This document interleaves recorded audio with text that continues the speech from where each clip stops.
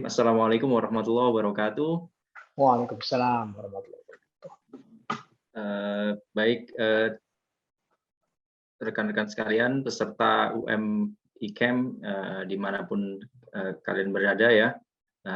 Jumpa dalam acara IKEM UM Entrepreneurship Camp ya. Pada kesempatan kali ini sudah hadir di tengah-tengah kita ada Mas Awan Rimbawan ya, Mas ya. Selamat datang Mas Awan.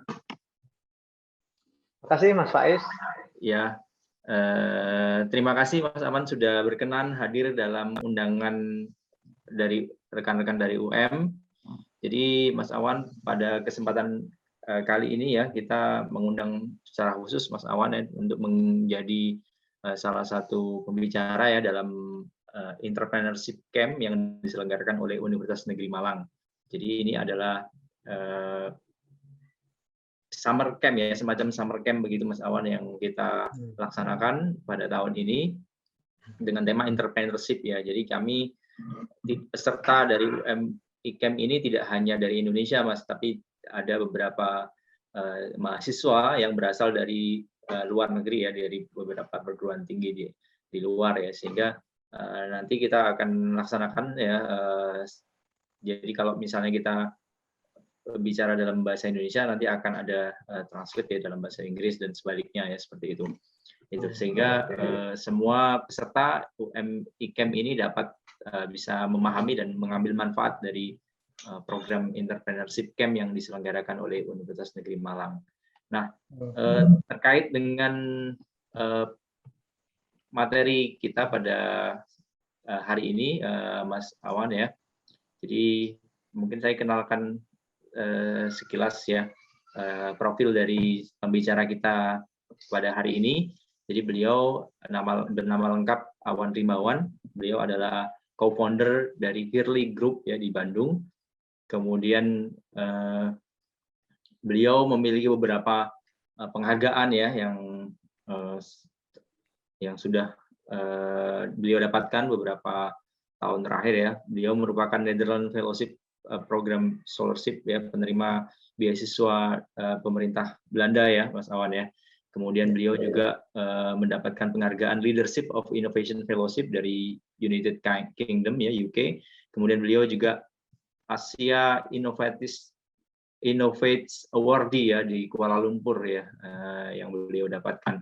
Kemudian beliau memiliki beberapa keahlian ya, secara khusus ya di internet marketing, kemudian di e-commerce ya, kemudian ada keahlian juga dalam entrepreneurship karena terbukti beliau bisa sukses ya mendirikan Firly Group ya. Kemudian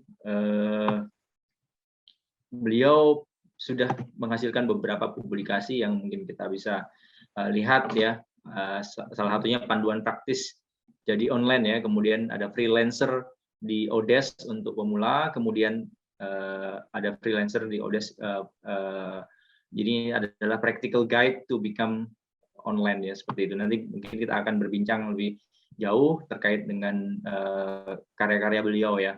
Kemudian pengalaman kerja beliau, saat ini beliau merupakan visiting lecturer ya di Telkom Applied Science School mulai dari September 2009 sampai sekarang ya, sudah ada 12 tahun ya Mas Awan ya. Kemudian beliau mengajar subjek algorithm and programming, kemudian e-commerce application serta information system ya. Nah, beliau menjadi beberapa pengalaman beliau ya sebelum di Telkom ya, mungkin beberapa pekerjaan beliau, beberapa pengalaman beliau ya, di samping merupakan visiting lecturer, beliau pernah menjadi CTO ya di develop.com ya, kemudian di Lota Digital, di Zwellig Pharma ya, kemudian di beberapa startup ya yang nanti mungkin beliau bisa ceritakan lebih jauh ya pengalaman-pengalaman beliau. Seperti itu mungkin tanpa berlama-lama mungkin Mas Awan kita mulai. Pertama mungkin yang ingin saya tanyakan Mas Awan ya, saya sebagai pembawa acara di sini ingin boleh bisa diceritakan Mas Awan kira-kira apa yang membuat Mas Awan ini memutuskan menjadi seorang entrepreneur ya, karena ini kan temanya entrepreneurship camp ya, bagaimana kita bisa sharing untuk teman-teman bisa mendapatkan insight untuk menjadi entrepreneur yang sukses seperti apa. Nah, menurut Mas Awan nih, kira-kira apa yang membuat Mas Awan memutuskan menjadi seorang entrepreneur? Ya, terima kasih Mas Fawaid atas pembacaannya tadi, perkenalannya gitu ya. Walaupun mungkin sebelum saya menjawab pertanyaan Mas Fawaid, yang tadi dibacakan oleh Mas Fawaid itu sebenarnya hanya berupa highlight ya. Dan highlight itu sebenarnya banyak sekali perjuangan dan usaha di belakangnya gitu. Kayak contohnya saya mendapatkan beasiswa Belanda itu harus berjuang selama 6 tahun. Gitu ya. Jadi proses perjalanannya panjang dan kemudian juga beberapa award atau mungkin sampai kepada Fairly Group sendiri. Saya membuat Fairly Group itu juga perjuangannya sangat panjang bertahun-tahun gitu ya. Jadi banyak cerita kegagalan dan mungkin nanti kita bisa bedah gitu ya. Bukan hanya cerita yang sepertinya berhasilnya, tapi juga cerita gagalnya itu patut untuk disampaikan sehingga entrepreneurship ini bukan hanya sesuatu yang sepertinya itu kelihatannya wah gitu, tapi sebenarnya itu adalah sebuah proses gitu ya. Dan kalau pertanyaan tadi sejak kapan tercetus ide menjadi seorang entrepreneur, itu sebenarnya kalau saya secara background itu memang orang tua wira swasta. Jadi bapak ibu itu memang usaha macam-macam usahanya, lebih banyak gagalnya, sehingga akhirnya ibu saya itu mewanti-wanti bahwa saya jangan menjadi entrepreneur. Jadi orang tua saya sendiri itu melarang gitu. Udah kamu itu jadi kerja aja karena jadi pengusaha itu susah gitu. Jadi saya diwanti-wanti seperti itu Mas Waib dari dulu gitu ya, dari kuliah, dari sekolah kuliah pokoknya diwanti-wanti seperti itu. Tapi ada satu titik yang saya ingat gitu. Ketika saya itu kuliah S1 di Telkom University itu ada program magang gitu ya.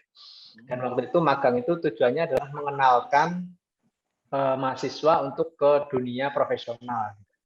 Dan memang betul saya jadi kenal dunia profesional pada saat itu dan kemudian tercetus dalam benak saya ini bukan dunia yang ingin saya masuki. Jadi pada saat itu saya sudah berpikir bahwa saya sepertinya kurang sreg kalau misalkan harus masuk jam 9, pulang jam 5 gitu dan kemudian menggantungkan rezeki kepada satu perusahaan. Sehingga akhirnya saya di situ terbetik bahwa saya perlu membuat sesuatu yang lebih banyak bisa mengcustom, artinya lebih banyak yang bisa saya ulik gitu dibanding hanya sekedar menerima perintah dan kemudian mengerjakan sesuatu gitu. Namun pada saat itu saya lulus kuliah itu tidak langsung ke dunia entrepreneur, jadi saya sempat berkarir dulu karena pada saat itu saya ingin selain senang atau tertarik ke dalam dunia bisnis ya pas kuliah juga bisnis kecil-kecilan gitu ya. Tapi juga saya tertarik ke dunia backpacker, traveling gitu ya. Sehingga pada saat saya lulus kuliah sambil berkarir itu memang saya pilih pekerjaan-pekerjaan yang memungkinkan saya untuk traveling. Sehingga saya kerja di Bali waktu itu sehingga saya bisa traveling ke Bali, Lombok dan lain-lain. Kemudian saya juga kerja ke United Nations di Aceh gitu sehingga saya bisa mengeksplorasi Sumatera gitu sambil saya mencari beasiswa. Dan setelah saya berkarir dan kemudian mendapatkan beasiswa, barulah setelah itu saya full untuk masuk ke dunia entrepreneurship. Nah, selain juga karena saya senang untuk berbagi gitu, sehingga saya masih meluangkan waktu untuk sharing ke universitas, ke teman-teman mahasiswa. Bahkan kantor saya sekarang ini, kantor Fairly Group itu letaknya di dalam Telkom University, Mas Fawaid.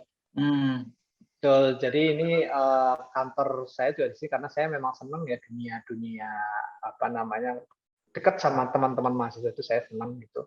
Sehingga sampai kantor pun ya saya juga memilih untuk di sini gitu. Tapi itu di bawah kampus atau tidak, Mas? Kalau Ya, jadi kalau kantornya di luar. mereka kalau Telkom University di sini ada satu unit namanya Bandung Technopark yang Hmm. tujuannya itu sebenarnya dibuat untuk mendekatkan dunia industri dengan dunia akademisi gitu.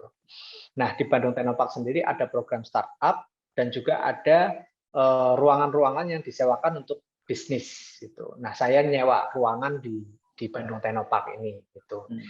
Jadi kita sekarang ada sekitar 30 atau 40 orang semuanya berkantor di sini untuk yang in office, tapi karena ada pandemi dan lain-lain, akhirnya kita ada teman-teman yang WFH gitu ya. Kalau boleh tahu nih Mas Awan ya, Ya, apa inspirasi terbesar Mas Awan untuk memilih menjadi seorang entrepreneur ya? ya. Inspirasinya sebenarnya waktu itu dimulai dari sebuah pertanyaan ya dalam hati kecil saya, apakah rezeki saya ditentukan oleh perusahaan atau ditentukan oleh Tuhan? Hmm. Jadi ada sebuah pertanyaan yang berkaitan dengan rezeki gitu. Dan kemudian saya berpikir bahwa rezeki saya itu ditentukan oleh Tuhan, bukan oleh perusahaan, bukan oleh gaji dan lain-lain gitu. Dan eh, jawaban itu sebenarnya harus dibuktikan.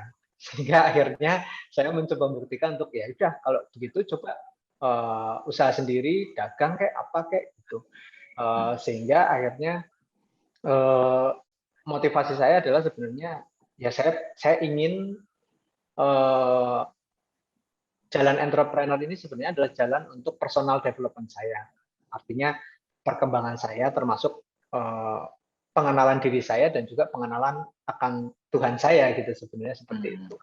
Saya masih ingat sekali waktu itu terakhir profesional saya itu di United Nations itu di sana dengan gaji yang lumayan besar pada saat itu.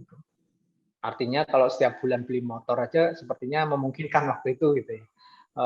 Tapi habis itu saya mengambil langkah untuk resign gitu setelah kurang dari 1 tahun di sana dan kemudian mencoba untuk dagang gitu ya, jualan batik, jualan mukena, jualan sendal gitu. Saya masih ingat itu waktu pertama-tama itu saya naik motor dari Pekalongan gitu ya ke Pemalang gitu hujan-hujan bawa gembolan banyak di belakang gitu, banyak bungkusan gitu. Terus saya mikir ini saya ngapain ya? Kan dulu kan di sana udah enak gitu ya, udah kemana-mana diantar gitu ya, gaji juga terjamin gitu. Terus sekarang untuk dapetin beberapa ribu rupiah aja saya harus hujan-hujanan panas-panasan kayak gini gitu.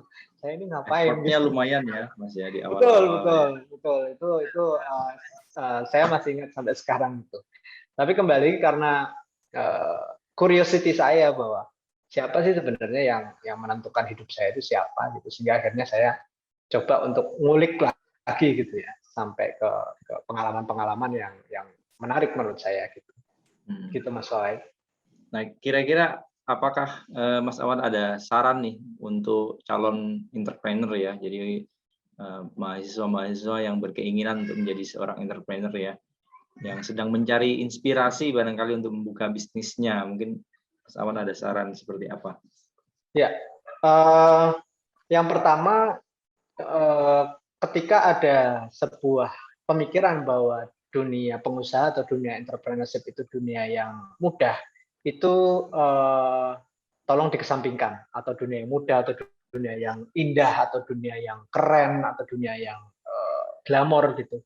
Itu tolong dikesampingkan karena seringkali yang ditulis oleh media itu adalah yang berhasil, gitu ya.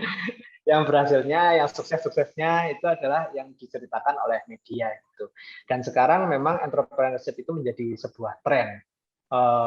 Dalam artian mungkin bagus karena itu membuat ketertarikan gitu. Tetapi yang ingin saya sampaikan adalah teman-teman harus punya why atau reason atau alasan yang besar kenapa kok mau masuk ke dunia itu. Karena kalau alasannya adalah untuk wah kayaknya kerja susah, mending aku bisnis aja, kalau bisnis kan enak bisa nyuruh-nyuruh orang gitu. Nah, itu enggak seperti itu gitu. Bahkan di bisnis itu nanti kita malah lebih banyak disuruh orang gitu. Yeah. Kan kita punya investor, tapi kita disuruh-suruh sama investor. Kita punya karyawan, ya karyawan itu nanti punya demand atau punya punya tuntutan ya kepada kita gitu ya. Dan terus kemudian kita punya customer. Customer itu juga menuntut sesuatu kepada kita ya. Terus kemudian kita punya partner gitu. Nah, partner itu juga menuntut banyak pada kita gitu. Akhirnya tuntutannya itu banyak. Sementara kalau di dunia profesional, ya yang menuntut kita itu cuma satu, cuma bos saja udah. Jadi lebih simpel. Tapi kembali lagi bahwa walaupun sulit, gitu, tapi kalau teman-teman punya sebuah alasan yang kuat, kenapa kok saya harus masuk ke dalam dunia entrepreneur atau harus memulai bisnis, maka teman-teman nanti akan bisa punya kekuatan ketika menghadapi masa-masa yang sulit. Karena kalau misalkan entrepreneur itu diukur dari kesulitan yang pernah dia lalui, gitu ya. Sudah pernah bangkrut berapa kali, sudah pernah tutup berapa kali gitu, atau sudah pernah menghadapi masalah yang seperti apa gitu. Nah, itu kekuatan seorang entrepreneur itu sebenarnya diukur dari sana. Jadi teman-teman silahkan refleksikan lagi ke dalam apa sih sebenarnya niat untuk memulai bisnisnya itu apa, kemudian alasannya itu apa gitu. Dan kalau misalkan itu sudah bertemu, itu biasanya nanti teknisnya itu akan jauh lebih akan bisa lebih menikmati. Saya nggak bilang mudah gitu, karena pasti nanti ada kesulitan juga gitu. Tapi akan bisa menikmati naik turunnya. Pas punya uang ya bisa menikmati, pas nggak punya uang ya bisa menikmati juga. Gitu ya. Seperti itu mungkin Mas Faik. Baik, untuk teman-teman ya mahasiswa yang baru akan mulai menjadi seorang entrepreneur ya, apakah mungkin misalnya kita menjadi seorang entrepreneur menghasilkan profit sekaligus dapat memberikan impact atau dampak bagi masyarakat di sekitar kita nih, Mas? Ya, betul. Itu sangat memungkinkan, walaupun nanti mungkin teman-teman akan memulai dari dua jalur kalau menurut saya. Jalur pertama adalah jalur profit dulu. Jadi gimana caranya biar bisa ketemu profitnya gitu. Jalur kedua adalah jalur impact dulu. Artinya setelah bisa memberikan impact, baru dipikirkan bisnis modelnya agar bisa profit gitu. Namun keduanya itu memungkinkan, walaupun tidak selalu jelas caranya seperti apa. Contohnya saya itu memulai Firly Group kira-kira sekitar 4 tahun yang lalu gitu. Nah di situ saya mencoba mengawinkan antara impact dengan profit gitu, dengan jalur social entrepreneurship atau social enterprise gitu. Dimulainya biasanya dimulai dari value. Value seperti apa sih yang ingin kita ciptakan di dalam dunia yang lebih baik. Misalkan kalau kami di Firly Group itu punya 3 value. Yang pertama spirituality, yang kedua adalah growth, yang ketiga adalah fun. Bayangan kami kalau misalkan dunia ini menerapkan nilai-nilai, ketiga nilai itu, maka dunia ini akan jadi tempat yang lebih baik. Sehingga akhirnya profit kami didrive oleh value. Ya, jadi setelah kami menemukan value, akhirnya kami mikirkan gimana caranya agar kami bisa berprofit sehingga akhirnya kami bisa menebarkan value ini ke sebanyak mungkin orang. Di dalam value spirituality, katakanlah seperti itu, kami ada kegiatan-kegiatan seperti 90 hari tahajud gitu. Ada game 90 hari tahajud, terus kemudian setiap sore kami membaca Al-Waqiah. Ini pas 1 menit lagi, ini nanti teman-teman akan ada pembacaan surat Al-Waqiah bersama-sama, terus kemudian ada juga setiap Jumat itu ada tahsin dan lain-lain gitu. Ya intinya kami belajar mengenai agama bersama-sama di sini. Terus yang kedua tentang growth. Growth itu gimana caranya kami bisa menumbuhkan mindset gitu ya. Mindset yang kuat, mindset leader itu seperti apa. Terus kemudian gimana caranya untuk bisa baca buku seminggu itu 1 buku gitu. gimana caranya agar secara finansial juga growth. Jadi yang teman-teman yang tadinya punya target-target finansial tertentu, katakanlah sebulan untuk dapetin 10 juta, itu kami bantu di sini. Gitu. Dan kemudian value yang ketiga adalah fun. Jadi fun itu ya gimana caranya menciptakan lingkungan kerja yang fun, bukan yang iri-irian gitu, bukan yang wah dia dapat segitu, aku dapat segini gitu. Nah, kami mendesain itu untuk menjadi sebuah tim, gimana agar di dalam tim itu saling membantu untuk mencapai tujuan bersama, sehingga akhirnya di kami juga ada program-program seperti menemukan visi hidup gitu ya, menemukan visi dan misi hidup gitu. Terus kemudian menyelaraskan visi dan misi bersama gitu. Terus kemudian setiap Rabu itu ada acara fun bareng, nonton film bareng, masak-masak bareng gitu. Bahkan untuk spirituality dan impact kepada masyarakat itu kami ada setiap bulan itu kami membagikan beras untuk setiap tim kami gitu. Itu setiap orang itu akan ada program pembagian beras ke masyarakat yang kurang mampu di sekitarnya gitu. Jadi program-program seperti itu yang saya rasa perlu untuk diterapkan kalau misalkan kita mau memberikan impact kepada masyarakat. Ngelihat apa sih kira-kira yang kurang ada di masyarakat dan gimana caranya saya bisa mendesain sebuah sistem untuk menyelesaikan masalah itu dan juga untuk memberikan layanan atau jasa yang bermanfaat untuk orang lain. Seperti itu Mas Wawan. Ya, menarik sekali ya Mas Awan ya, cerita bagaimana Mas Awan membangun Firly dengan beberapa nilai ya, ada spiritualitas, growth, kemudian fun ya. Sehingga mungkin suasana kerja di tempat di kantor Mas Awan ini menjadi lebih menyenangkan dan bekerja tidak seperti mendapat tekanan ya. Tapi kemudian kita bisa lebih produktif ya, seperti itu. Betul Mas Roy. Karena ide-ide itu kan biasanya keluarnya ketika kita itu dalam keadaan rileks gitu ya. Rileks tapi juga fokus gitu ya. Fokus dan rileks itu diperlukan agar ide-ide itu tumbuh. Dan kami memang sangat mendorong entrepreneurship bahkan di dalam tim kami sendiri Mas Roy. Jadi teman-teman di kami itu juga mendapatkan training entrepreneurship Mas Roy. Jadi mereka bisa berkembang gitu ya, karena bayangan saya ketika mereka bisa memberikan mendesain sebuah sistem yang memunculkan profit, akhirnya nanti impact kepada masyarakat juga akan lebih besar. Gitu.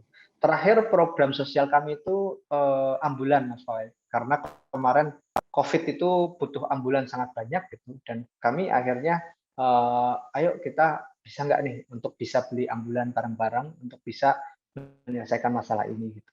Dan sumbangsi dari teman-teman itu secara ide dan kemudian menghasilkan profit dan profit itu dijadikan kegiatan sosial gitu. Itulah yang harapannya nanti akan bisa membesar. Seperti itu Mas Wawan. Baik, ya. Terima kasih Mas Awan.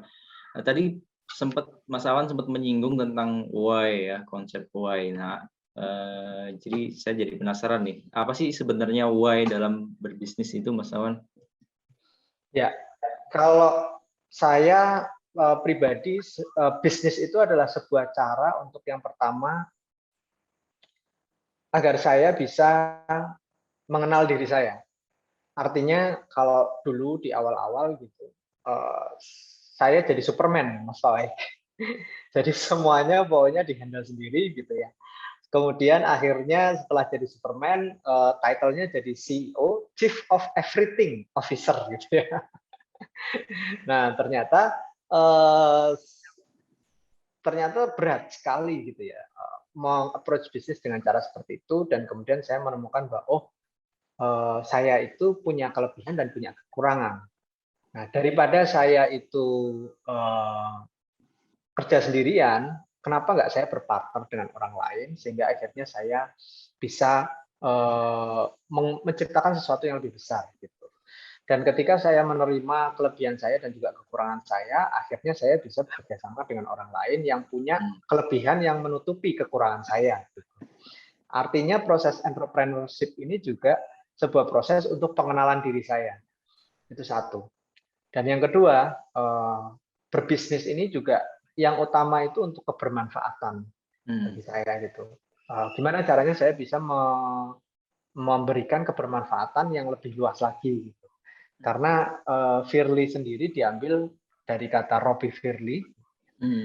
Kita ambil belakangnya Firly gitu. Karena ada satu penggalan ayat di Al-Qur'an yang bercerita tentang Nabi Sulaiman yang berdoa, ya, awalnya Robbie Firly gitu, tapi doanya mohon ampunan dan kemudian karuniakanlah kepadaku sebuah istana atau kerajaan yang tidak pernah dikaruniakan oleh orang setelah aku. Nah, pada saat itu saya agak aneh juga, ini nabi besar kok mintanya dunia ini, saya kerajaan gitu kan, kok aneh ini gitu. Ternyata saya gali, ternyata kata kuncinya ada di kalimat yang awal, Robbie Firly, yang artinya minta kerajaan itu sehingga nanti kerajaan itu akan bisa memberikan kebermanfaatan yang tujuannya adalah biar bisa menjadi ampunan gitu untuk Nabi Sulaiman gitu. Nah, menurut saya menarik karena dengan mendesain sebuah kerajaan atau sebuah bisnis gitu, dan bisnis itu bisa berjalan bahkan setelah foundernya itu meninggal, berarti kan kebermanfaatannya akan terus mengalir gitu. Nah, saya rasa itu sebuah sistem yang maksimal untuk memaksimalkan umur hidup kita, ya daripada beristighfar selama 60 tahun atau 70 tahun, kenapa nggak kita bikin sistem yang di situ bisa memberikan kebermanfaatan sehingga akhirnya kebermanfaatan itu bisa jadi amal jariah buat saya ketika saya meninggal dunia nantinya gitu. Saya rasa itu menarik, konsep yang menarik gitu ya. Jadi hubungan dengan manusia diperbaiki agar hubungan dengan Tuhannya semakin baik begitu ya, Mas? Betul sekali Mas Fawai. Karena Allah itu atau Tuhan itu ya menghargai ciptaannya, dan kalau kita bisa memberikan layanan yang baik kepada ciptaannya kan ya Tuhan juga senang gitu ya. Harapannya seperti itu gitu. Baik. Harus tidak Mas Awan ya, seorang entrepreneur ya, itu berangkat memulai bisnisnya dari why, atau sebenarnya nggak harus juga begitu ya? Ya, jadi ibaratnya satu gunung gitu ya, jalannya bisa bermacam-macam, bisa dari barat, bisa dari timur, dari selatan gitu, unlimited path to the peak gitu ya. Untuk ke atas itu banyak sekali macam-macamnya gitu. Saya sendiri terus terang nggak memulai dari why. Saya sendiri terus terang memulai dari ya pengen kaya. Seklise itu gitu, pengen kaya karena dari dulu hidup kok susah gitu ya, nggak punya duit gitu, pengen punya duit gimana sih caranya gitu. Dan akhirnya bereksperimen gitu. Tapi ada titik-titik ya di mana keuangan itu akan jadi sebuah hal yang akan jadi sebuah efek yang natural ketika kita melakukan cara-cara tertentu gitu ya. Jadi ternyata perjalanan saya yang memulai bisnis untuk pengen kaya, pengen dapat uang gitu, itu ternyata ada cara lain yang lebih enjoyable ya, yaitu dengan cara membuat sebuah produk atau jasa yang baik, yang bisa melayani market. Karena kalau kita bisa melayani market, maka uang itu akan datang dengan sendirinya. Bahkan uang itu akan disodor-sodorkan kepada kita gitu ya. Kalau misalkan kita bisa melayani market dengan baik. Sehingga kalau teman-teman punya jalur lain ya untuk memulai bisnis, katakanlah ya curiosity, pengen tahu, sekedar pengen tahu, atau mungkin pengen dapat uang gitu. Kalau misalkan masih di mindset seperti itu ya nggak apa-apa, silahkan aja dicoba gitu ya. Tapi kalau misalkan kita bisa ketemu why-nya, nah itu akan lebih enjoyable perjalanannya. Karena ada 4 hal ya untuk aktivitas kita di dunia ini, yang kategorinya itu ada 4 hal. Yang pertama itu aktivitas yang berkaitan dengan hobi. Hobi itu sesuatu yang sesuatu yang kita sukai gitu ya Mas Fawait ya, hobi gitu. Ya. Terus kemudian yang kedua adalah aktivitas yang berkaitan dengan pekerjaan. Nah, pekerjaan ini yang mendatangkan uang gitu. Pekerjaan ini belum tentu kita senang banget, itu nggak harus juga. Yang penting bisa mendatangkan uang gitu. Karena apa? Karena kita sebagai makhluk yang dewasa gitu, yang sudah dewasa, salah satu ciri kedewasaan adalah bisa mencukupi dirinya sendiri. Ya, dengan bekerja kita bisa mencukupi dirinya sendiri. Dan yang ketiga itu karir. Karir itu berarti pekerjaan yang kita senang di dalamnya. Nah, ini sebenarnya karir nggak harus kita miliki juga. Nggak dimiliki nggak apa-apa. Gitu. Tapi kalau yang namanya pekerjaan ini harus kita miliki. Gitu. Karena pekerjaan itu menghasilkan uang dan untuk membiayai kita. Nah, kalau kita bisa menemukan karir itu bagus banget tuh. Karena nanti kita bisa enjoy bekerja dan kita bisa ngulik dengan lebih dalam gitu. Tapi kalaupun enggak tuh enggak apa-apa gitu ya. Nah, yang keempat itu panggilan ya, atau calling atau vocation gitu. Panggilan ini adalah sifatnya sesuatu yang sifatnya itu transendental atau sifatnya itu sesuatu yang ya saya harus melakukan itu. Itu panggilan. Nah, ketika ada di level panggilan, tidak ada yang bisa memberikan, tidak ada orang yang bisa memberikan panggilan, dan juga tidak ada orang yang bisa mengambil panggilan itu. Artinya, ini adalah sesuatu yang sifatnya ya pokoknya harus dilakukan. Catatannya, ini juga tidak harus didapatkan. Nah, biasanya yang paling umum adalah pekerjaan dan hobi. Nah, menariknya ketika kita ya udah kerja gitu, atau kita berbisnis, kita punya hobi ya hobi. Nah, hobi ini nanti akan bisa jadi karir kalau kita bisa mengawinkan dengan pekerjaan. Dan nanti bisa jadi nanti karir atau hobi ini jadi hobi ke karir bisa jadi kepada panggilan setelah kita banyak bereksperimen gitu ya. Nah, menurut saya boleh kalau misalkan tahu why-nya, ya kita menggali why-nya itu akan lebih baik. Kalaupun sekarang belum ketemu why-nya, ya nggak apa-apa juga. Artinya itu sesuatu yang bisa dilakukan. Yang penting ya udah dapat uang. Nanti seusai dengan berjalannya waktu, nanti akan berkembang dan terus berkembang gitu. Gitu Mas Wawai. Bagi para calon entrepreneur nih, Mas Awan ya, bagaimana sih cara menemukan why ya untuk bisnis yang akan kita bangun ini? Ini pertanyaan yang menarik ini karena jawabannya tidak ada jawaban yang straightforward, Mas Wawai. Prosesnya lumayan panjang gitu. Saya sendiri kalau misalkan menghitung dari saya resign dari United Nations kemudian full masuk ke dunia entrepreneurship itu dari 2018 ya, dari 2018. Dan 2018 sampai sekarang mungkin ada sekitar 13 tahun ya, 13 tahunan. Dan di bisnis yang sekarang yang saya jalani ini yang Firly Group inilah saya menemukan yang paling cocok secara why-nya gitu. Tetapi itu melewati beberapa proses yang pada intinya pertama teman-teman perlu survive dulu, ya. Perlu survive untuk bisa mencukupi diri sendiri itu penting sekali. Jadi kalau ada teman-teman yang habis kuliah aku mau kerja dulu deh cari pengalaman, it's fine ya. Dan kemudian sambil di situ kemudian merintis bisnis itu juga bagus juga gitu. Aku mau bisnis langsung deh. Udah bisnis apa aja pokoknya bisnis gitu. Pokoknya saya mau mencukupi diri dengan bisnis itu juga oke juga gitu ya. Tapi pada intinya teman-teman harus beres di level survival dulu. Karena kalau level survival sudah beres, nanti teman-teman akan bisa masuk ke level lain yang lebih tinggi, yaitu level expression, gitu ya. Expression, kemudian creativity, gitu, innovation, gitu. Akan sulit untuk menemukan level-level seperti itu kalau teman-teman belum bisa self sufficient ya, mencukupi diri sendiri, gitu. Saya jadi teringat waktu saya di Belanda gitu ya. Itu mereka di sana itu sudah tercukupi secara basic needs, secara makanan. Artinya kalau nggak kerja pun ada pemerintah yang support gitu ya. Kalau nggak punya uang buat kuliah pun ada beasiswa dan segala macam gitu. Sehingga akhirnya mereka bisa mengeksplorasi ke hal-hal yang lebih lagi gitu. Nah, setelah teman-teman ada di level survival, setelah pass dari survival, nanti pertanyaannya akan lebih challenging lagi, yaitu biasanya berkaitan dengan 3 hal.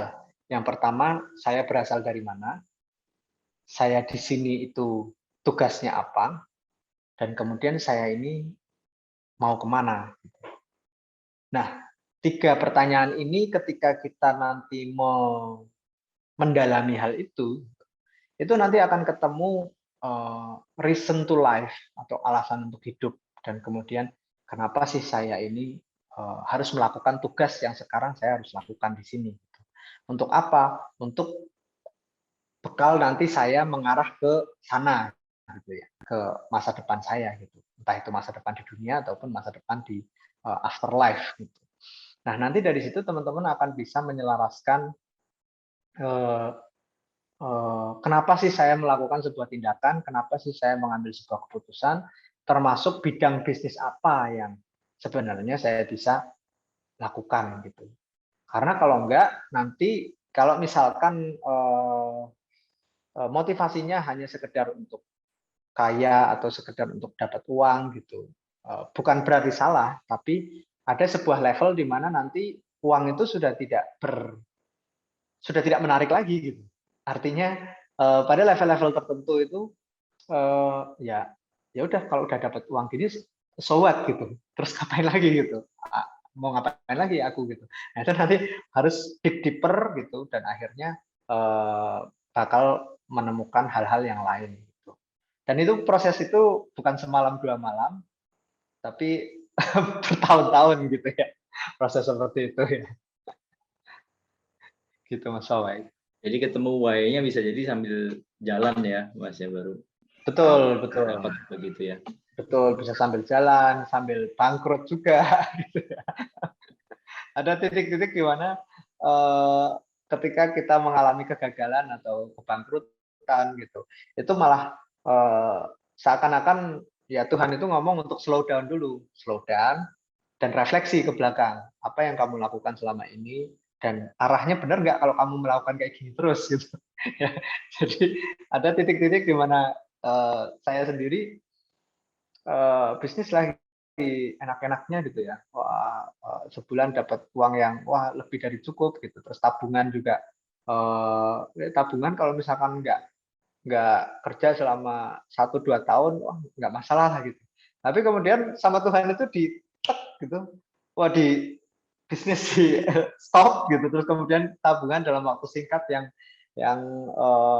diandalkan itu hilang begitu saja gitu. Ya itu ngalamin juga gitu Mas Fawai. Dan waktu itu ya seolah-olah Tuhan ngomong, ya, coba cek lagi kamu hidupmu kalau kayak gini terus kamu mau ngarahnya kemana gitu. Dan bagi saya itu menarik cara Tuhan untuk ngasih tahu gitu ya, bahwa kamu bukan arah seperti ini yang aku inginkan gitu. Ya coba kamu refleksi lagi. Ini aku pause dulu ya. Aku stop dulu ya. Seperti itu Mas Wawai. Jadi biar kita bisa refleksi juga ya, Mas ya, apa yang sudah kita lakukan ya dalam hidup ini. Betul, Oke, betul. selanjutnya ini Mas, biasanya kan ketika seseorang akan mulai bisnis ya, sebaiknya itu berangkat dari sebuah masalah ya, dari problem ya yang kita temui. Nah itu apakah memang harus seperti itu Mas? Gitu ya? Apakah bisnis ini memang harus berangkat dari masalah atau tidak? Ya, jadi kalau yang saya lihat ada banyak mazhab ya, ada banyak aliran atau ada banyak cara gitu untuk memulai bisnis. Ada yang mulai dari permasalahan, ada yang mulai dari kesukaan ya, kesukaan kita gitu. Ada yang mulai dari kita itu punya bakat apa ya. Jadi biasanya irisannya itu ada tiga lingkaran, irisan dari 3 lingkaran. Jadi kalau kita ibaratkan lingkaran pertama itu adalah lingkaran market, atau apa yang market butuhkan, atau apa yang market inginkan gitu ya. Itu lingkaran pertama. Lingkaran irisan kedua adalah apa yang saya sukai untuk saya lakukan gitu. Nah, kemudian ada lingkaran yang ketiga, yaitu apa yang saya pintar lakukan atau bakat saya itu apa. Ada di lingkaran ketiga. Nah, idealnya gitu, bisnis kita itu irisan dari ketiga lingkaran itu tadi. Market butuh apa, kemudian saya ini suka melakukan apa, kemudian saya memang jago ngelakuin itu gitu. Saya punya bakat di sana gitu. Karena kalau misalkan enggak, misalkan saya tahu kebutuhan market itu apa gitu, dan kemudian saya suka melakukan, tapi saya enggak jago dalam hal itu gitu. Itu biasanya nanti produk atau jasanya itu enggak baik gitu ya. Karena kualitasnya itu kurang baik gitu. Karena saya enggak jago tuh di sana. Walaupun nanti kita bisa lengkapi diri kita dengan tim. Artinya nanti bisnis kita harus bisa punya kelebihan atau punya bakat di sana dengan tim-tim yang kita masuki. Tapi kalau elemen itu nggak ada, ya berarti nanti produk atau jasa kita itu akan average atau so-so aja. Akhirnya kita tidak bisa berkompetisi dengan market. Sebaliknya, kalau misalkan problemnya ada, dibutuhkan, kemudian saya punya bakat atau saya bisa mengumpulkan tim, ya, orang-orang yang jago di sana, gitu. Tapi saya nggak suka, ya lingkaran yang ini nggak ada gitu. Nanti pada satu titik tertentu itu bosan. Wah ngapain gitu? Saya ngelakuin itu ngapain? Karena tidak punya ketertarikan untuk mengerjakan masuk ke dalam industri itu, gitu ya. Nah, itu tadi yang bawah sama yang sebelah kanan itu ada gitu ya. Nah, kalau yang nggak ada itu adalah yang sebelah kiri. Artinya saya suka, terus kemudian saya bagus, tapi nggak butuh. Nah, kalau itu yang terjadi, artinya market itu nggak butuh. Artinya berarti nanti duitnya juga nggak ada. Nah, kalau duitnya nggak ada ya nanti mati juga. Jadi kalau secara ideal memang irisan dari ketiga itu. Jadi saya punya ketertarikan dan kemudian saya memang ada bakat di sana dan kemudian ya market memang butuh gitu. Yang paling gampang memang dari kebutuhan market. Itu yang paling gampang. Karena kalau dari kebutuhan market berarti sudah jelas. Kalau butuh pasti orang mau membayar. Sehingga artinya ada yang membiayai bisnis kita atau ada yang membiayai aktivitas yang mau kita lakukan. Tapi setelah kita menemukan itu, tidak semua kebutuhan itu kita perlu penuhi. Ya, misalkan kayak jualan narkoba itu kan ada yang butuh juga. Tapi kan kalau kita penuhi nanti bermasalah buat kita gitu ya. Nah, artinya itu nanti akan ada hal-hal yang jadi resiko atau konsekuensi dalam pilihan yang kita lakukan. Ya. Baik. Ya, bicara tentang 3 circle tadi Pak, Mas ya, antara apa yang dibutuhkan market ya. Market ini kan sebenarnya bahasa lainnya kan ya problem yang kita temukan ya di lapangan ya, seperti apa gitu ya, dengan apa yang kita suka gitu ya, dan apa yang kita pintar atau kita jago ya dalam hal itu ya. Nah, ketika itu sudah fit ya, artinya irisan dari ketiga itu bisa kita temukan ya, apakah berarti bisnis kita nanti punya dampak yang juga besar begitu Mas, atau itu ada faktor lain yang perlu kita alert juga ya dalam running bisnis-bisnis yang kita miliki Mas? Ya, market itu sesuatu yang kompleks ya kalau saya lihat. Karena market itu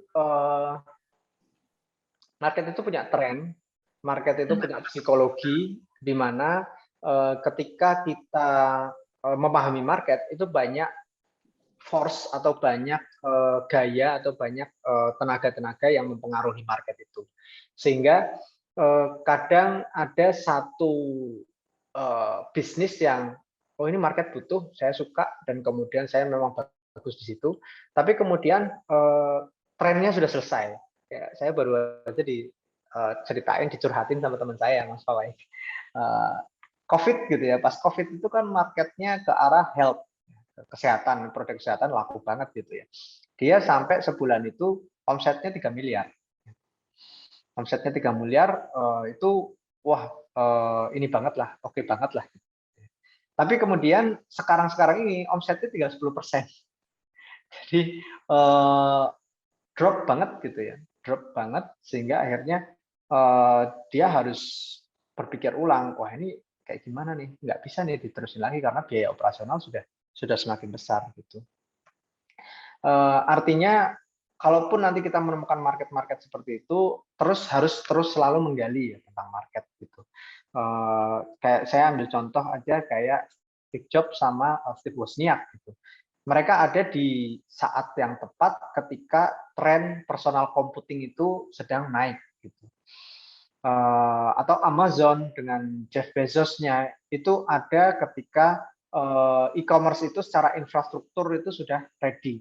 Kalau Jeff Bezos itu lahir 10 tahun lebih awal, dia akan memulai Amazon ketika .com burst. Artinya ketika waktu itu orang lagi euforia .com gitu, dan kemudian Amazon ya nggak akan jadi apa-apa. Atau Steve Jobs atau Steve Wozniak itu lahir 10 tahun ke belakang gitu. Ya dia akan ketinggalan market PC revolution itu, dia akan ketinggalan seperti itu. Jadi apakah kita bisa memenuhi diri kita sendiri ketika kita menemukan ketiga lingkaran itu? Jawabannya adalah yes. Tapi kalau apakah besar, apakah kita bisa besar dan sebesar apa gitu? Itu saya rasa ada di dalam wilayah Tuhan gitu ya. Artinya apakah Tuhan akan menentukan seperti itu atau enggak gitu. Memang pointer-pointernya jelas, kita masuk ke industri yang fast growing gitu ya. Kayak misalkan kalau sekarang kita masuk ke cryptocurrency atau blockchain gitu, ya future ada di sana gitu. Artinya apa namanya, industri berkembang cepat, trennya berkembang cepat ke arah sana, sehingga kalau kita ada di sana ya kita akan terbawa tren yang naik. Tapi sampai kapan tren ini naik? Itu kan nggak ada yang tahu gitu. Dan sebesar apa tren ini akan membawa kita, itu nggak akan ada yang tahu. Nah, menurut saya menariknya di dalam dunia entrepreneurship adalah meskipun kita tahu apa yang sedang tren sekarang, kita tetap tidak tahu sampai kapan tren itu akan ada, dan yang kedua adalah setinggi apa tren itu bisa membawa perusahaan saya ke arah sana. Dan karena kita tidak tahu kedua hal itu, artinya kita harus terus bereksplorasi, kita harus mencoba hal-hal baru, kita harus mengambil resiko-resiko baru. Sehingga tadi saya bilang pengusaha itu diukur dari dia udah rugi berapa kali, dia utangnya punya berapa nih, gitu. Dia pernah ditipu orang berapa gitu. Kalau ditipu orang 1 juta 2 juta, ya mungkin dia level omsetnya mungkin di puluhan juta. Kalau pernah ditipu puluhan juta, mungkin dia di ratusan juta gitu. Kalau dia level omset miliaran, dia kemungkinan besar udah pernah ditipu ratusan juta. Karena apa? Karena itu sebanding dengan resiko-resiko atau hal-hal yang dia pernah coba gitu. Jadi menurut saya itu sesuatu yang menarik di entrepreneurship seperti itu ya. Resiko itu menarik sekali gitu. Tadi Mas, ternyata ada faktor tren ya yang mungkin perlu kita perhatikan ya, membaca bagaimana tren pasar ya. Nah, dalam kasus misalnya kalau teman Mas Awan tadi ya yang tadinya berbisnis alat kesehatan misalnya ya, dalam pandemi yang awal-awal mungkin sangat booming dan sekarang omsetnya tinggal berapa 10%. Ini sebaiknya seperti apa kalau sudah menghadapi seperti ini? Apakah kemudian harus ditutup, berganti yang baru lagi ya dengan tren yang baru, atau lanjut saja gitu ya? Ini juga ada beberapa aliran gitu di dalam bisnis ya. Aliran yang udah aku rugi nggak apa-apa, yang penting jalan terus gitu. Nah, caranya gimana ya? Tetap harus ada yang membiayai bisnis itu operasionalnya kan. Karena kalau itu nggak dibiayain ya nanti timnya akan kocar-kacir sendiri. Orang nggak digaji, ngapain apa ada di sini gitu. Udah keluar aja gitu. Jadi tetap harus ada yang membiayai itu. Kalau misalkan mau bertahan. Nah, biasanya pembiayaan itu ada 2 tipenya. Yang pertama dari bilanglah 3 ya. Yang pertama itu dari kantong sendiri, kalau masih punya cadangan, ya udah walaupun rugi ya udah deh, nggak apa-apa deh, biayain terus gitu ya. Istilahnya berdarah-darah juga bertahan terus seperti itu. Kayak teman-teman di dunia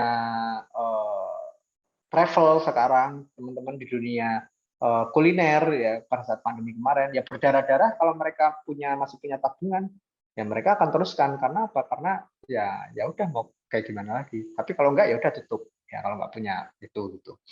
Yang kedua dari investor. Investor itu ya berarti kita perlu yakinkan ini prospek ke depannya itu akan baik gitu. Kayak teman-teman di dunia e-commerce gitu. Ya di awal-awal nggak mungkin lah mereka itu bisa mendanai untuk bikin sistem aja udah ratusan juta bahkan miliaran. Belum untuk biaya marketingnya gitu ya. Marketingnya paling nggak itu 2-3 kali biaya pembuatan sistem. Jadi kalau pembuatan sistem 1 miliar dia harus siap 3 miliar paling nggak untuk marketingnya gitu. Lah duit dari mana gitu? Ya dari investor. Makanya kalau di dunia e-commerce atau startup biasanya yang dijual adalah potensi ke depannya. Gitu. Potensi ke depannya user base-nya berapa gitu ya. Kayak Gojek sekarang, Gojek user base-nya besar sekali gitu.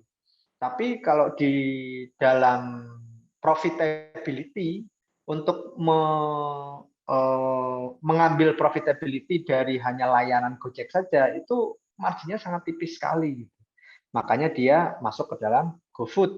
Kalau GoFood baru ada margin yang cukup sehat karena di situ ada makanan dan makanan itu harganya bisa di-up ya, di-up dengan margin yang lebih baik gitu. Tapi kalau dia nggak ketemu GoFood, ya berarti dia nanti akan mati gitu kan seperti itu. Nah, yang dijual ke investor sambil dia membiayai operasional dan lain-lain adalah ini loh user base-nya besar gitu. Dan Gojek itu merger dengan Tokopedia gitu. Kenapa? Ya kalau nggak merger, ya bakal kalah sama Shopee gitu. Karena Shopee udah punya marketplace, sudah punya Shopee Food. Gitu.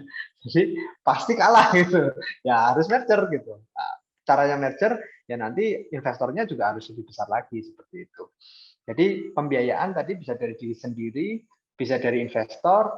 Nah yang ketiga dari pinjaman gitu. Nah kalau pinjaman ya kita punya aset apa gitu ya untuk bisa dipinjami uang dan kemudian pinjaman ini punya beban ya punya beban punya beban yang harus dibayarkan mau untung mau rugi pokoknya beban bunga ini harus dibayar. Makanya kalau misalkan kita melihat pengusaha kita juga perlu lihat dia oke lah asetnya 10 miliar 20 miliar tapi hutangnya berapa. Kalau asetnya 30 miliar, hutangnya 50 miliar, ya, ya stres juga dia berarti gitu ya. Kita melihat, oh dia keren nih, berapa ratus miliar bahkan, tapi hutangnya 3 kalinya gitu. Ya udah, ya berarti dia stres walaupun asetnya banyak tapi stres gitu.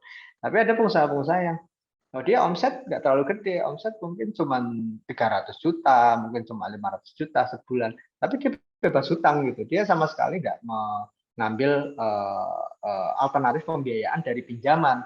Ya, sepertinya hidupnya akan lebih lebih ringan gitu ya, seperti itu. Karena ya udah profit ya dinikmati sendiri walaupun kecil, tapi kemudian nggak ada tanggungan seperti yang lain.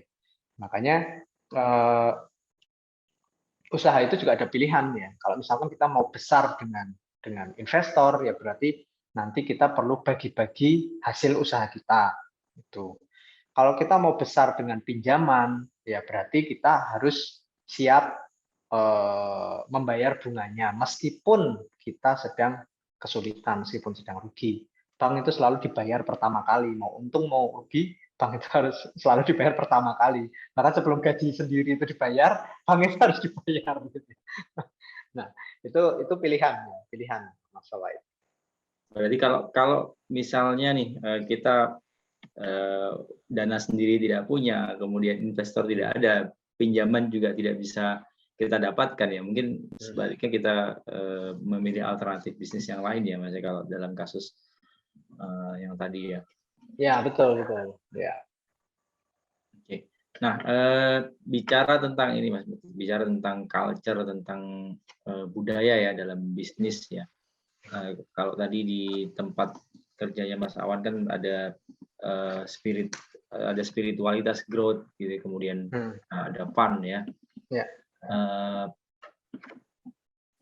Apakah misalnya membangun bisnis yang dengan trademark ya, dengan budaya kita ini apa namanya punya implikasi yang besar ya dalam keberlanjutan bisnis kita nantinya. Ya. Atau sekedar mengikuti tren saja tanpa kemudian memegang value yang kita yakini itu seperti apa, Mas? Ya, jadi saya teringat sebuah perkataan bahwa seorang pemimpin itu bukanlah orang yang memaksakan orang lain untuk jadi pengikutnya dia. Bukan yang maksa-maksa, ayo dong kamu ikut dong, ikut aku gitu. Itu bukan seperti itu pemimpin itu. Tapi pemimpin itu adalah orang yang mempunyai sebuah tujuan, kemudian mengundang orang lain untuk bersama-sama dalam perjalanan menuju tujuan itu. Gitu. Nah, culture itu sebenarnya adalah sebuah cara agar kita bisa menikmati perjalanan menuju sebuah tujuan.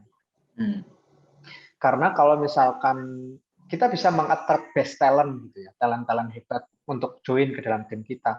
Tapi apa yang membuat mereka stay di dalam tim kita adalah culture, budaya. Dan apa yang membuat tim ini akan terus mau berada di sana meskipun ada kesulitan gitu. Itu adalah culture gitu. Karena manusia itu adalah makhluk komunitas ya, makhluk yang suka untuk berkumpul dalam grup atau suku-suku gitu.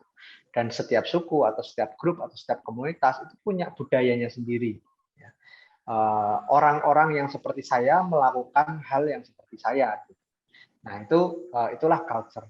Sehingga apakah bisnis bisa berjalan tanpa culture? Bisa, sangat bisa. Artinya ya udah profit aja udah. Tapi apakah bisnis bisa bertahan tanpa culture?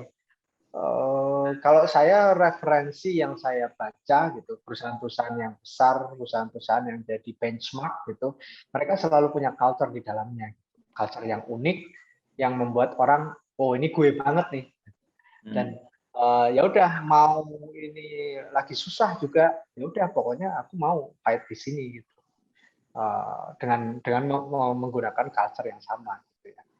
Kayak kita juga ada sebuah program namanya Mastermind, Mas Fawait. Gimana Mastermind itu, ya jadi Mastermind itu ada satu momen di mana tiap tim itu berkumpul ya sekitar 5 orang atau 6 orang gitu.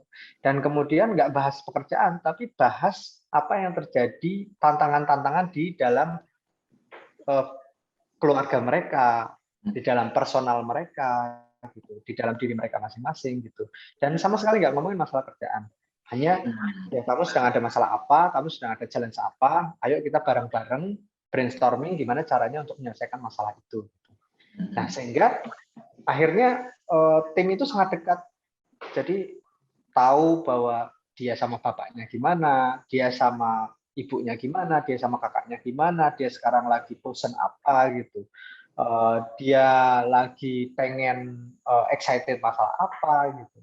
Dan akhirnya mereka akan saling menguatkan gitu. Sehingga ketika ada challenge-challenge di dalam pekerjaan, katakanlah goalnya mungkin goal secara finansial itu tidak tercapai gitu. Nah, timnya itu akan menguatkan karena ada bonding, ya, bonding secara sosial dan secara persahabatan itu terbangun, gitu Mas Wawai. Ya menarik ya Mas ya, bagaimana membangun bisnis ya, membangun usaha ya dengan culture, dengan budaya, dengan value ya. Nah ini masih bicara tentang culture nih Mas, tapi ini culture sebagai komoditas ya. Jadi kan sekarang tren wisata-wisata, kemudian tren apa namanya entrepreneurship itu kan banyak ekonomi kreatif ya, banyak kita menjual apa namanya budaya ya, misalnya kalau kita ke Jepang gitu kan, di sana kan budayanya kental ya, dan itu dijual. Kita juga beberapa daerah yang kita miliki, misalnya di Bali, di Pulau Bali, kemudian di Toraja ya, kemudian di wilayah-wilayah lain di Indonesia, itu kan budayanya kental, dan itu kemudian menjadi sebuah komoditas wisata yang menarik ketika itu dikelola dengan baik. Nah, pertanyaan saya nih Mas, ketika kita mau mengemas sebuah budaya untuk menjadi apa namanya, untuk bisa mengenerate profit ya. Nah, ini seperti apa yang punya nilai jual nih Mas, budaya yang seperti apa? Oke. Ya, menarik ini pertanyaannya, karena culture perusahaan itu dijualnya kemana gitu kan pertanyaannya. Ya, culture perusahaan dijualnya kemana? Jadi ada namanya employer branding. Employer branding itu bagaimana perusahaan membrand dirinya sehingga dia bisa mengattract talent-talent terbaik gitu. Karena perusahaan itu dibentuk dari talent yang ada di dalamnya. Perusahaan itu juga dinilai kualitasnya berkat dari pekerjaan talent-talent yang ada di dalamnya. Sehingga sebenarnya culture ini selain tadi agar orang betah berada di dalamnya, juga untuk dalam tanda kutip jualan untuk talent-talent yang masih ada di luar. Jadi talent-talent yang ada di luar itu ketika tahu bahwa oh perusahaan ini dia culture-nya seperti ini gitu. Oh perusahaan ini katakanlah di Firly dia juga menghargai menganggap bahwa tidak ada karyawan di sini, adanya adalah partner gitu. Oh berarti saya suka tuh dihargai seperti itu gitu. Saya suka tempat di mana orang itu dinilai dari ide-idenya gitu. Kami di sini sangat menghargai ide-ide, bahkan kalau misalkan oh kayaknya ada market tuh di situ.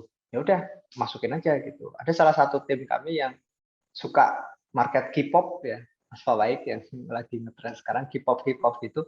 Dan akhirnya ya udah bikin aja itu bisnis di bidang K-pop gitu. Dan akhirnya dia sekarang punya tim sendiri untuk menggarap market K-pop gitu. Nah, culture seperti kami menghargai ide-ide Anda gitu.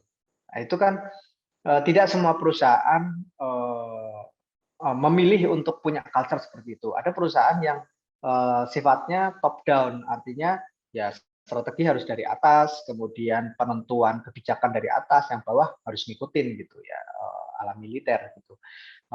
Nah, mungkin ada orang yang senang dengan culture seperti itu. Akhirnya ya udah saya pokoknya udah nggak usah ide-ide lah, nggak usah inovasi, pokoknya just tell me what to do and then I will do it gitu. Ada yang seperti itu ya, berarti dia akan masuk ke perusahaan yang punya culture seperti itu. Tapi ada perusahaan yang ada orang yang saya seneng nih yang santai, relax, tapi juga produktif gitu, menghargai ide-ide saya gitu, inovasinya juga diinikan. Nah, nanti dia akan ter-attract ke sana.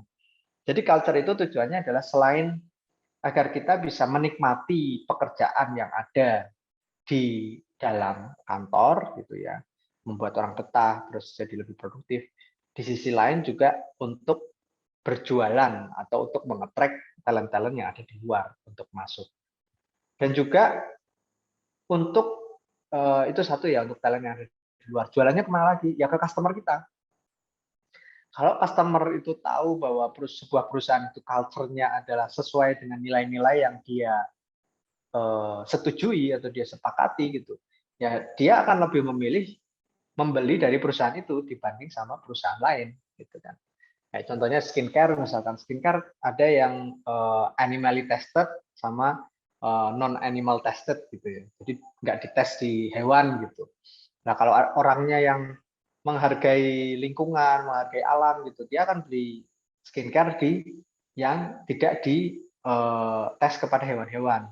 Tapi mungkin customer lain yang menghargai, yang penting mukaku glowing lah. Nah, aku nggak terlalu peduli yang masalah gitu-gitulah. Ya udah, dia akan beli di perusahaan lain yang nggak punya culture atau values yang ke arah sustainability dan lain-lain gitu.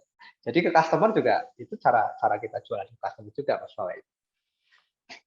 Ya, menarik sekali Mas bicara tentang culture ya, dan itu memang menjadi trademark ya biasanya ketika kita bekerja di startup atau di tempat-tempat yang memang punya, ketika kita bekerja di tempat yang punya value ya, yang punya semacam kebiasaan-kebiasaan ya yang baik ya, yang itu mensupport kita untuk berkembang, itu biasanya kita bisa lebih betah di sana, walaupun mungkin ada tempat lain yang menawar yang mau membajak kita barangkali ya, tapi kita bisa bertahan lebih lama di situ. Nah ini Mas bicara lebih lanjut terkait dengan startup atau usaha yang Mas Aman geluti nih, kan itu teknologi base ya Mas ya. Nah seberapa penting nih Mas seorang calon entrepreneur ya ketika mau mulai usaha ini melihat dan kemudian memperhatikan aspek bahwa ekonomi digital, kemudian industri 4.0 ini kan memaksa kita untuk melek dan kemudian bisa mengadopsi teknologi dalam usaha kita, begitu ya Mas ya? Ya. Benarkah demikian, dan apakah kemudian usaha yang tidak mengadopsi teknologi kemudian akan tergerus, akan kalah begitu, kalah bersaing dengan usaha lain yang kemudian bisa inline dengan perkembangan teknologi? Menurut Mas Awan seperti apa ini? Ya, saya rasa secara secara fase-fase revolusi teknologi ya, fase-fase revolusi itu kan kita sekarang ada di dalam revolusi informasi ya. Sebelumnya ada revolusi mesin, ada revolusi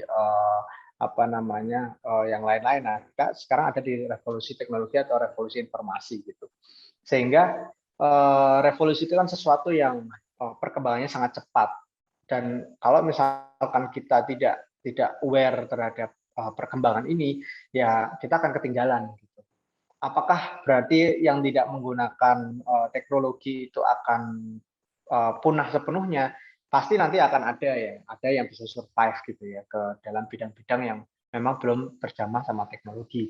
Ya mungkin beli beras gitu, mungkin kita beli beras ya lebih memilih yang dekat sama kita gitu ya. Tapi pada prosesnya nanti hampir sebagian besar itu semuanya akan dialihkan oleh teknologi. Kayak behavior kita itu sangat dibentuk oleh teknologi. Kalau dulu itu masak sendiri gitu ya. Nah sekarang dengan adanya Shopee Food dan GrabFood ya diskon gitu, itu behavior kita itu bahkan kita nggak masak, tinggal pencet-pencet handphone itu hidangan itu tersedia gitu. Belum nanti ngomongin apa yang terjadi di luar negeri gitu ya, kayak misalkan robot gitu ya, pekerjaan-pekerjaan yang sifatnya repetitif gitu, itu digantikan oleh robot gitu. Kayak kemarin saya juga baru dapat informasi ada satu gerai McDonald gitu yang sudah digantikan dengan robot, dan itu membuat 10 atau 20 karyawannya di sana itu diberhentikan gitu. Karena udah digantikan sama robot lebih presisi gitu ya. Terus kemudian bidang artificial intelligence gitu, gimana pekerjaan-pekerjaan yang sifatnya adaptif atau bisa mencari hal-hal yang lain gitu, itu sudah digantikan oleh kecerdasan buatan di luar sana. Artinya kalau secara tren kita itu ketinggalan 5-10 tahun ya dibanding negara-negara maju. Gitu. Sehingga kalau misalnya kita pengen tahu apa yang terjadi di Indonesia 5-10 tahun lagi, ya lihat aja yang di sana sekarang itu seperti apa. Nah, itulah nanti yang akan terjadi 5-10 tahun lagi gitu ya. Nah, teman-teman juga sekarang kalau misalkan tidak mengawasi apa yang ada di sana gitu, ya nanti akan terkaget-kaget gitu. Terkaget-kaget ketika revolusi itu datang ke Indonesia gitu. Sehingga ada satu buku ya, buku klasik namanya judulnya Who Moved My Cheese gitu. Siapa yang memindahkan keju saya gitu. Itu sebuah cerita analogi dari tikus yang terbiasa untuk mengambil keju di satu tempat, setiap hari ada gitu, sehingga si dia sangat terbiasa, dan pada satu titik keju di situ hilang gitu. Dan dia tidak punya kemampuan untuk mencari keju di tempat lain, dan akhirnya dia mati gitu. Nah, sebenarnya ini peluang buat kita ya, anak-anak muda gitu, karena anak-anak muda itu sangat adaptable terhadap teknologi, dan trennya sekarang itu kita bisa kaya lebih cepat dengan teknologi gitu dibanding pendahulu-pendahulu kita. Kalau misalkan pebisnis sebelum kita untuk mencapai kekayaan tertentu itu butuh 5-10 tahun, sekarang itu cuma 1 atau 2 tahun untuk mencapai kekayaan yang sama gitu. Nah, ini menurut saya tren ini akan terus berulang. Artinya apa? Kalau sekarang kita tidak mengadopsi teknologi, maka nanti adik-adik kita yang akan kaya lebih cepat dibanding kita. Itu nanti trennya akan seperti itu. Kita ngumpulin uang 1 miliar itu butuh 10 tahun, dia kok cuman 1 tahun udah dapat 1 miliar gitu. Nah, itu trennya seperti itu, dan itu sebuah keniscayaan gitu ya.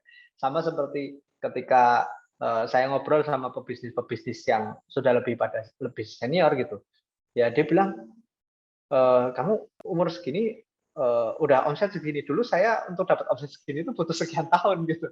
Nah, kita sekarang prosesnya lebih cepat karena teknologi itu tadi gitu ya. Dan itu sangat sangat rugi kalau kita tidak manfaatkan gitu. Berarti ini sangat sangat urgent juga ya Mas ya, ketika ada perkembangan teknologi seperti ini kita nggak manfaatkan begitu ya. Kita Betul, akan betul. kalah dengan pesaing kita yang sudah memanfaatkan teknologi ini ya Mas ya. Betul, betul sekali.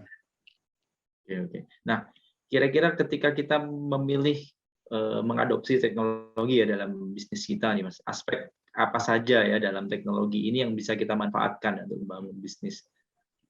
Ya, kita bisa lihat teknologi-teknologi yang sekarang sedang trennya itu sedang naik daun gitu ya. Kayak kalau kita lihat ke tren-tren teknologi, itu salah satunya atau beberapa di antaranya adalah yang pertama blockchain gitu. Nah, apapun yang berkaitan dengan blockchain itu merupakan sebuah peluang yang bagus banget ya. Blockchain dan cryptocurrency, karena cryptocurrency adalah salah satu implementasi blockchain yang berhasil itu di dunia finansial dalam hal cryptocurrency gitu. Sehingga kemarin teman saya juga baru ngomong bahwa satu programmer cryptocurrency atau satu programmer blockchain itu mendapatkan tawaran 4.000 project, Mas Fawai. 4.000 satu programmer Ya. satu programmer blockchain. Nah, Itu artinya nggak selesai demand-nya, setahun ya Mas kalau dikerjakan wah semua ya. itu seumur hidup kayaknya juga nggak selesai karena satu project butuh berapa tahun itu. Jadi hot demand gitu ya. Itu di bidang blockchain. Terus kemudian di bidang artificial intelligence gitu. Wah, artificial intelligence kalau kita lihat di negara-negara maju itu sudah banyak pekerjaan-pekerjaan yang digantikan oleh artificial intelligence. Dan ini sebuah aspek teknologi yang kita juga perlu pelajari ya, kita perlu eksplorasi gitu. Bidang lain yang perlu kita perhatikan adalah big data, karena dengan adanya ledakan informasi ini, ya, data akan semakin banyak dan data itu perlu diolah sehingga bisa menghasilkan knowledge atau wisdom. Jadi urutannya itu data banyak sekali gitu, terus kemudian jadi informasi juga banyak sekali, gimana caranya mengubah itu menjadi knowledge atau pengetahuan, setelah diolah knowledge pengetahuan nanti jadi wisdom atau kebijaksanaan untuk pengambilan keputusan gitu ya. Dan kalau misalkan itu adalah bidang yang juga perlu perhatian kalau misalkan teman-teman punya ketertarikan ke arah sana. Terus kemudian multiverse ya. Multiverse itu bidang-bidang yang menciptakan dunia baru gitu ya. Kayak misalkan ini yang paling kita lihat adalah sosial media. Orang lebih banyak, cenderungnya sekarang orang lebih banyak menghabiskan waktu di sosial media daripada di dunia nyata.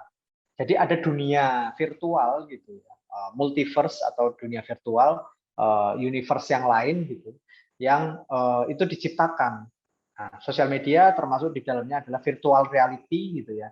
Nanti kalau misalkan itu sudah cukup mature, orang-orang akan lebih senang di virtual reality daripada di dunia nyata gitu ya. Bahkan ada satu perusahaan yang dia membuat tiruannya bumi, Mas Fakai. Bumi itu dibikin tiruannya, habis itu tanah di dalam dunia yang dibikin virtual itu dijual. Virtual property. Jadi ada Amerika virtual, ada Mesir virtual, nanti ada Malang virtual, ya. virtual itu dijual, diperjualbelikan gitu. Nah, itu menarik kalau misalkan kita eksplorasi lagi gitu. Jadi bidang-bidang yang berkaitan dengan seperti itu hal-hal yang menarik untuk kita perhatikan. Nah ini kan apakah misalnya bidang-bidang ini yang membutuhkan kompetensi dan skill teknis di bidang informasi dan teknologi, Mas. Kalau misalnya untuk teman-teman mahasiswa nih yang background-nya dari social science, dari economics, dari accounting, dari manajemen gitu misalnya, atau dari sosial humaniora yang lain, ini bagaimana Mas agar tetap bisa bersaing ya dengan memanfaatkan dan menggunakan teknologi-teknologi ini tadi, Mas? Ya, betul. Jadi ada dua buah pilihan ketika kita bermain dengan teknologi atau berinteraksi dengan teknologi. Ada dua pilihan. Yang pertama, kita bisa menganggap teknologi itu sebagai tool, dan kemudian gimana caranya membuat tool yang lebih baik daripada tools yang sebelumnya. Jadi, kalau teman-teman dari dunia engineering, dari dunia teknologi, itu sebenarnya tugasnya adalah gimana caranya membuat tool yang lebih baik daripada sebelumnya, gitu. Nah, kalau teman-teman dari dunia sosial atau dunia non teknologi, non engineering, gimana caranya tool ini bermanfaat untuk membantu pekerjaan di bidangnya, gitu. Ya. Jadi kalau misalkan kita ngomongin tentang komputer sebagai tools, gitu, ada dua cara. Saya ngoprek komputer sehingga komputer ini lebih canggih daripada komputer sebelumnya, gitu ya, dengan lebih kecil, dengan pakai WiFi, dengan tambahin Bluetooth, gitu ya, dengan bekerja sama dengan yang lain, dengan IoT, gitu, Internet of Things, gitu ya. Komputer bisa ngobrol sama mobil, sebelumnya nggak bisa, gitu. Sehingga nanti data dari mobil itu kita tahu ini rating kanan itu ternyata lebih banyak daripada rating kiri. Jadi rating kanan itu nanti perlu kita increase nih kekuatannya gitu. Nah, itu kan berarti memperbaiki tools. Tapi kalau misalkan teman-teman dari yang non tadi, komputer ini gimana caranya biar bisa membantu untuk pekerjaan dia. Misalkan dari dunia sosial yang tadinya mungkin dari sosiologi, cara dia melihat masyarakat gitu, yang tadinya harus menggunakan survei yang one on one gitu, sekarang dengan komputer surveinya sudah melalui digital. Jadi pemanfaatan teknologinya itu yang dieksplor untuk teman-teman yang untuk dunia non teknis ya. Sebelumnya saya juga pernah ada di dunia IT outsourcing gitu. IT outsourcing itu saya melayani klien-klien dari negara maju. Kalau tim saya ada di Indonesia, ada di India, Pakistan, Bangladesh, Vietnam gitu.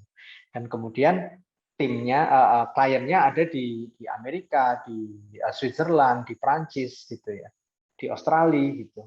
Nah, yang menarik adalah mereka itu di sana nggak semuanya paham teknologi, nggak semuanya literate di teknologi gitu. Nah, di kita itu kalau misalnya kita punya pemahaman yang baik untuk teknologi, bukan hanya ya nggak harus cara membuat tools yang lebih baik, tapi cara menggunakan tools yang sudah ada saja. Nah, itu banyak orang yang membutuhkan. Sehingga waktu itu saya bahkan bisa melayani sesuatu yang sebenarnya nggak butuh pemahaman IT tinggi, seperti menginstal WordPress. Menginstal WordPress itu cuma 1 menit atau 2 menit itu selesai gitu. Nah, itu bisa dijual dengan harga $10, $15, $20. Kan lumayan, 1 menit $20 itu kan lumayan. Kayak gitu. Nah, itu bisa mengambil peran di sana sebenarnya, Mas Faid. Ya, benar. Walaupun tidak menciptakan teknologi itu secara langsung, tapi kemudian bagaimana bisa menambah, memberi nilai tambah ya dari teknologi yang ada seperti itu ya, Mas. Betul, Nah, betul. Kemudian dari sisi teknologi ini, Mas, apa saja yang perlu kita siapkan ya ketika kita misalnya ingin ya menggabungkan budaya ya, ingin menggabungkan apa ya local wisdom yang kita miliki, misalnya di Indonesia kan kita kaya akan budaya ya, budaya suku dan lain sebagainya ya. Nah ini kan ini bisa jadi satu ide bisnis ya Mas ya, untuk bagaimana kita menjual apa ya kearifan lokal yang kita miliki ya, yang itu kemudian akan mengenerate profit ya. Nah ini seperti apa nih Mas kalau kita misalnya ambil satu kasus ya di Indonesia, bagaimana kita bisa mengemas ya sebuah kearifan lokal ini menjadi sebuah bisnis dan itu bisa memanfaatkan teknologi juga ya. Seperti itu, seperti apa Mas kira-kira kalau bicara tentang kasus seperti ini? Ya, berbicara mengenai kearifan lokal berarti sesuatu yang sudah kita miliki di sini, ya. Dan untuk bisa menggunakan sesuatu yang sudah kita miliki di sini, kita perlu aware apa yang kita miliki di sini, gitu ya. Saya ambil contoh ketika saya ada di dalam bisnis IT outsourcing, gitu. Secara teknis kemampuan teknologi tim kami itu nggak jago-jago banget dibandingkan sama teknologi atau engineer atau programmer atau desainer yang ada di negara maju gitu. Tapi kami punya sebuah culture gitu bahwa honesty ya, jujur ya, honesty atau kejujuran. Terus kemudian keramahan ya, friendly gitu ya, keramahan. Dan kemudian jujur itu seperti apa? Jujur itu kalau misalkan bisa ya bilang bisa. Kalau misalkan nggak bisa ya bilang belum bisa, kita belum bisa mengerjakan ini. Dan itu ternyata dihargai sama klien-klien kami gitu. Bahwa wah kalau misalkan orang-orang dari Indonesia reliable. Mereka itu reliable itu bukan artian segala macam bisa, tetapi ketika dipasrai sebuah kerjaan dan orang ini ngomong bisa, maka kerjaan itu akan selesai. Gitu. Kalau ngomong nggak bisa, ya udah nggak. Nah itu reliable artinya bisa diandalkan itu ketika dia ngomong bisa ya udah, berarti kita sudah tenang pikirannya. Gitu. Berbeda dengan teman-teman atau kompetitor-kompetitor dari negara lain yang ada satu negara yang di-ban sama klien-klien kami itu ngomong, saya tidak akan pernah meng-hire orang dari negara X karena saya nggak ngomong negara mananya gitu. Karena apa? Karena di negara X itu ya mereka nggak jujur, terus mereka nggak friendly gitu. Ya, bahkan kalau tim kami ya kami bahkan meresearch background-nya klien itu seperti apa sehingga nanti kami bisa bisa masuk ke dalam hal seperti itu. Jadi artinya itu sangat memungkinkan untuk kita bisa masuk ke dalam kancah internasional dengan apa yang kita miliki, kayak misalkan kejujuran, kemudian keramahan, kemudian hardworking ya kerja keras karena ini menurut klien dari testimonial yang kita dapat ya salah satunya adalah hardworking gitu. Hardworking itu kalau nggak bisa ya dia ulik terus sampai bisa gitu, bahkan tidak mencas apapun. Jadi tim kami bahkan kalau misalkan ini belum bisa nih, tapi waktu itu udah janjiin bisa ya udah, walaupun nggak di charge gitu, ya tetap dikerjain dan itu membuat klien puas sehingga akhirnya mereka akan kembali terus ke kami gitu ya.